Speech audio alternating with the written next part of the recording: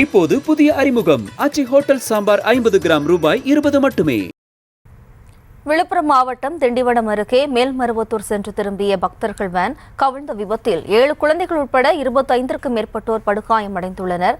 இதுகுறித்தான கூடுதல் தகவலோடு நமது செய்தியாளர் கலிப்துல்லா இணைகிறார். வணக்கம் கலிப்துல்லா, விபத்திற்கான காரணம் என்ன, விவரம்? வணக்கம். திருப்பத்தூரிலிருந்து 25 பேர் கொண்ட குழுவினர் சுற்றுலா வேன் மூலம் மேல்மருவத்தூரிலிருந்து ஆதிபராசக்தி அம்மன் கோவிலுக்கு சென்று சாமி தரிசனம் செய்துவிட்டு மீண்டும் சொந்த ஊர் திரும்பிக் கொண்டிருந்தனர்.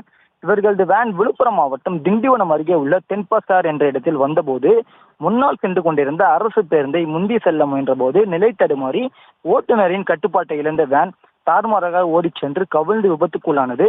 இந்த விபத்தில் வேனில் பயணம் செய்த 7 சிறுவர் சிறுமிகள் உட்பட 20க்கும் மேற்பட்டோர் லேசான காயங்களுடன் ஏற்பட்டது. இது குறித்து தகவல் அறிந்து மயிலம் போலீசார் சம்பவ இடத்திற்கு விரைந்து சென்று காயமடைந்த பக்தர்களை மீட்டு சிகிச்சைக்காக திண்டிவனம் அரசு பொது மருத்துவமனைக்கு அனுப்பி வைத்தனர்.